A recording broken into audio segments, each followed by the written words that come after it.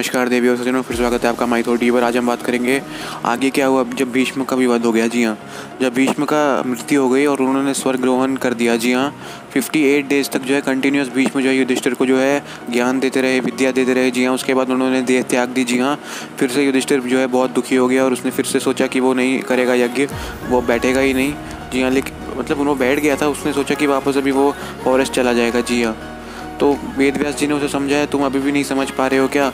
तुम मारुता जैसे महाराज मारुता ने सैक्रिफाइस किया था वैसे ही करो, क्योंकि उनके पास भी चीज़ नहीं थे, तुम्हारे पास भी नहीं है। क्योंकि महाभारत के युद्ध में बहुत सारे पैसे चले गए थे, अब पैसा बचा ही नहीं था बिल्कुल भी। जी हाँ, तो व्यास जी ने बोला तुम मारुता की तरह सैक्रिफाइस करो। तो युधिष्ठिर ने पूछा कि मारुता का सैक्रिफाइस क्या था?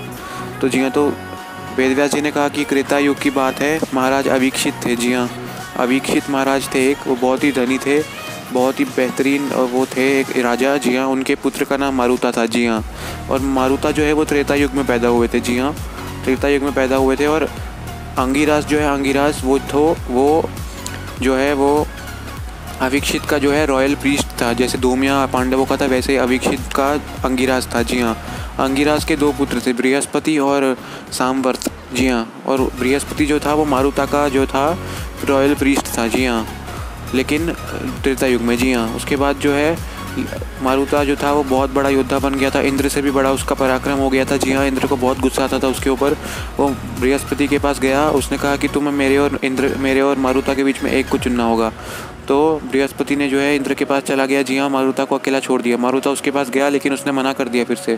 जी हाँ, क्योंकि उसने बोला कि मैं भगवानों के साथ ज़्यादा अच्छा रहूँगा। जी हाँ, जाते वक्त जो है नारद उनसे मिले मारुता से। जी हाँ, नारद ने कहा कि अगर बृहस्पति नहीं है तो क्या हो गया, सामवर्त तो है ना, अंगिरास का दूसरा पुत्र है सामवर्त, उसके पास जाओ, वाराणसी में वो है, वाराणसी के गेट पे एक डेड बॉडी रख दो, और जो भी कोई भिखारी जैसा आदमी आए जिसने बहुत ही कम कपड़े पहने हो, जी हाँ, उसको जो है अगर वो देखता है उसको और वो भाग जाता है वो डेड बॉडी देखकर, तो वही सामवर्त है, उसके सामने प्रणाम करना।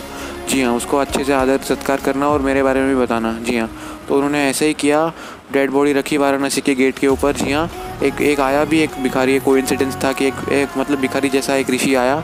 जी हाँ, जिसने बस अपना प्राइवेट पार्ट कवर करके रखा था। जी हाँ, तो वो उसको देख के डर गया, वहाँ से चला गया। जी हाँ, तो वहीं पे जो है मारुता ने उसके आगे हाथ जोड़ दिए। जी हाँ, सामवर्त ने पूछा तुम्हें मेरे बारे में कैसा पता चला, लेकिन उन्होंने कहा कि मुझे नारद मुनि से पता चला। जी हाँ, तो फिर बाकी सारे सवाल पूछे सामवर्त ने कि तुम कौन हो, तुम्हारे क्या किया है, उसे सब कुछ बताया कि मुझे आपके सैक्रिफाइस के लिए ज़रूरत है। आप जी हाँ, मेरे को एक अश्वमेध सैक्रिफाइस करना है, तो मुझे आपकी एक ज़रूरत है। जी हाँ, तो सामवर्त जो है सब कुछ मान गया उसका एंड में। उसने बोला कि तुम सच्चे हो, अच्छे हो, तो मैं तुम्हारे साथ ज़रूर यज्ञ करूँगा। जी हाँ, उसके और इंद्र का जो सारा पराक्रम है तुम्हें दे दूँगा। जी हाँ, उसके बाद सामवर्त कहते हैं कि मुंजावत पर्वत पे शिव जी जो है उन्होंने तपस्या की थी उमा के साथ। जी हाँ, और उन्होंने शिव जी के हज़ारों नाम भी बोले। जी हाँ, जैसे रुद्र, सर्वा, फिर दुर्जति, महादेव, शिव, नीलकंठ, ऐसे महेश्वरा, ऐसे करके नाम बोले। जी हाँ, ऐसे 40-50 नाम बोले। जी हाँ, और उनको बोला कि तुम्हें भी मुंजावत पर्वत पर जाके ये सारे नाम बोलने हैं और तुम्हें वहाँ पे जो है सोना मिलेगा बदले में। जी हाँ, तो मारुता ने यही किया, वो वहाँ पे गया मुंजावत पर्वत और वहाँ पे ये सब किया। फिर उसने अश्वमेध यज्ञ के सैक्रिफाइस की तैयारी भी करना चालू कर दी। वहाँ पे बृहस्पति को पता चल गया, उसने इंद्र को बोला। जी हाँ, इंद्र जो है वो अग्नि को बोला कि सामवर्त को समझा के आओ, लेकिन सामवर्त जो है अग्नि पे गुस्सा हो गए। उन्होंने बोला कि अगर अगली बार तुम आए तो तुम्हें भस्म कर दूंगा। अग्नि डर के मारे वहाँ से चला गया। उसने इंद्र को बोला कि मैं नहीं जाऊँगा अगली बार। जी हाँ, तो फिर इस बार इंद्र ने जो है गांधर्व को भेजा। गांधर्व जो राजा था गांधर्वों का, उसका नाम धृतराष्ट्र था। जी हाँ, ये दूसरा धृतराष्ट्र है। जी हाँ, तो इसने जो है फिर जाके बोला सामवर्त को कि इंद्र आ रहा है अपना वज्र का प्रकोप लेकर। जी हाँ, तो फिर मारुता भी डर गया, उसने बोला वज्र के साथ कौन बच पाएगा। तो सामवर्त ने बोला नहीं, मैं मंत्र पढ़ूंगा, मैं अपनी तपस्या का तपोबल से तुम्हें बचा लूँगा। जी हाँ, तो जब भी इंद्र आए उनका सारा गुस्सा अचानक जो है छूमंतर हो गया सामवर्त के मंत्रों की वजह से। जी हाँ, फिर इंद्र ने जो है अपने देवताओं के साथ वो आए। जी हाँ, उन्होंने कई सारे सैक्रिफाइसेस के जो भी उन्होंने वेल्थ है वो सब उन्होंने जो है मारुता के सैक्रिफाइस से ली। जी हाँ, बदले में उन्होंने मारुता के सैक्रिफाइस को और भी ज़्यादा धनवान बना दिया। जी हाँ, खुद भी धन दिया, ब्राह्मणों ने भी अपना जो है कई सारे रिचेस जो है वो लिए। जी हाँ, सारे देवता ने लिए और खुशी खुशी सब वापस भी चले गए। जी हाँ, और उसके बाद इस तरह जो है जो मारुता का सैक्रिफाइस है वो बहुत ही ज़्यादा सक्सेसफुल हो गया। तो व्यास युधिष्ठिर से कह रहे हैं कि इस तरह वो अपना भी बनाए। जी हाँ, तो युधिष्ठिर ने फिर ब्राह्मणों को बुलाया, ब्राह्मणों ने मंत्र वंत्र पढ़े जी हाँ, नक्षत्राओं को देखकर अच्छे से अच्छा मुहूर्त निकाल के जी हाँ, फिर वहाँ पे सब बनाया गया जी हाँ। युधिष्ठिर ने अपने भाइयों के साथ खुद जो है पर्वत के तरफ गए, पर्वतों के पास जी हाँ, जहाँ की शिव जी की आराधना की जी हाँ। प्यासम और वगैरह वगैरह जो भी इंग्रेडिएंट्स थे रिचुअल्स के हिसाब से सब बनाए गए जी हाँ।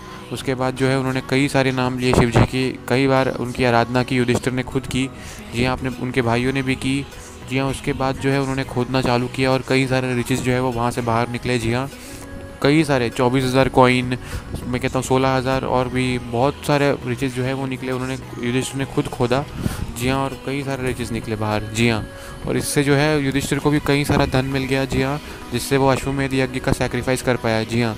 तो उसके बाद शुरू से धन नहीं था, उसने यहाँ से धन लिया था जी हाँ, क्योंकि धन तो ख़त्म हो गया था महाभारत के युद्ध में, सारा का सारा पूरे भारत में धन नहीं था इनफैक्ट।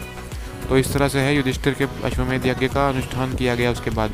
अब उसके बाद क्या हुआ अश्वमेध यज्ञ के इस सैक्रिफाइस में हम अगले वीडियो में डिस्कस करेंगे, सारे युद्ध वुद्ध जो भी अर्जुन ने लड़े सारे डिस्कस करेंगे, उसकी मृत्यु के बारे में, बाबरी वाहन के सब डिस्कस करेंगे। थैंक यू सो मच, इस वीडियो के लिए इतना ही। Thank you so much, Hare Krishna.